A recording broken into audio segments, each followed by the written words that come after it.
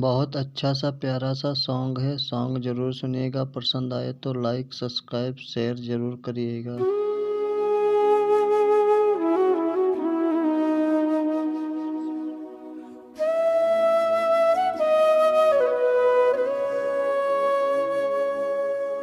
हो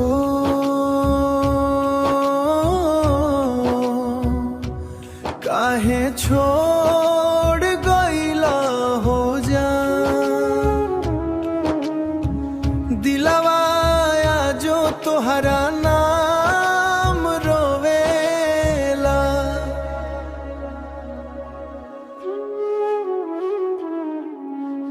रोजे संझिया में तोहरे फोटो ताकी आँख से चुपके आंसू झरे। जिंदगी सुना भइल तोहरा बिना सांस भी अब तो धीरे चले। माई पूछे बेटा काहे चुप बा, काओ बताई दिल टूट गइल। जाके खातिर सपना सजवानी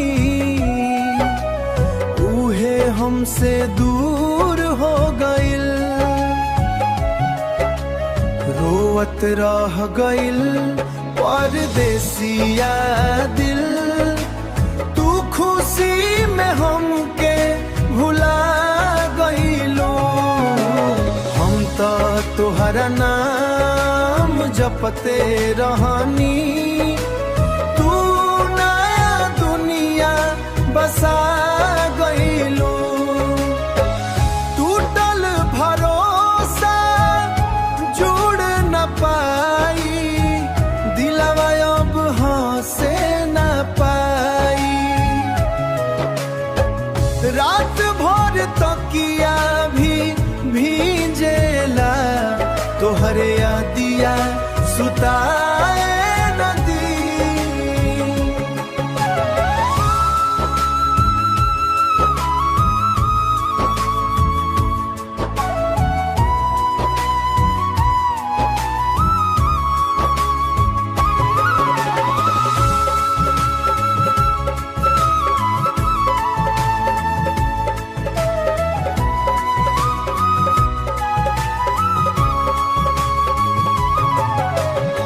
गिरल त याद तू आइलू, भींज गइल अकेल मनवा।